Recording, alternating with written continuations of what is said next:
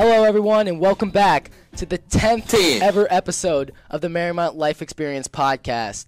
Today, for the 10th episode of the podcast, we brought on a very special guest. Now, this guest that we brought on today has not only had an impact on many Marymount students, but he has also had an impact on thousands of Cincinnati residents and baseball fans around the world.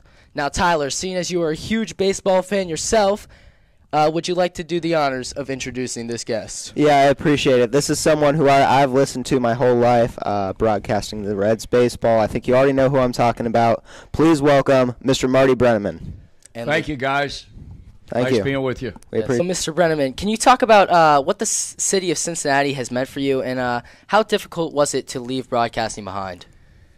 Well, I mean, when I came here in 1974, Luke, I never expected that I would be here and announcing a retirement in January of 2019. You just don't, in this business, you don't expect that because it's such a transient business. Guys are always leaving to go to bigger markets for more money, bigger exposure, and all that kind of stuff. And every time I had a chance to leave here, I always said no because I fell in love with this city and all the things that it has to offer.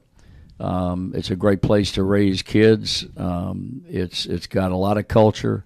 The ball club that I work for has struggled the last 5 years, but the track record and the history and everything that goes into making it the oldest professional baseball team going is something that is not to be denied. So I never seriously considered ever leaving here. I love this town, and I think people who come from out of Cincinnati and move in from somewhere else has a better understanding of how special this place is.